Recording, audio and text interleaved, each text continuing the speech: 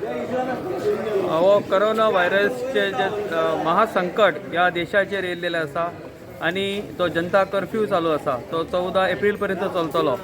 आज ग्रॉसरी किंवा vegetable fruits ह्यो गोष्टी आज लोकांक एवेलेबल जावच्यो या दृष्टिकोनातून सगळेच जाण आपल्या पद्धतीन सामाजिक संस्था सामाजिक कार्यकर्ते प्रयत्न करीत आसात।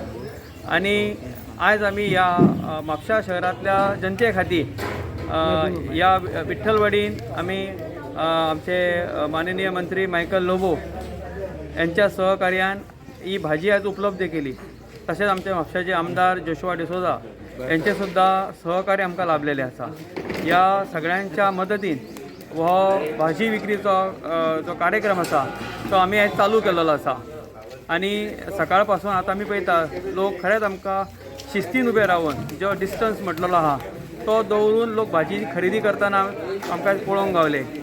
आणि जनतेन अशें सहकार्य केले तर जनतेच्या सेवेक जी कितें आमकां मदत करपाचो आमचो जो प्रयत्न आसा तो यशस्वी जातलो अशें म्हाका दिसता। आणि या विठ्ठलवाडी यूथचे सगळे युवक या मिशनान सहभागी झालेले आसा।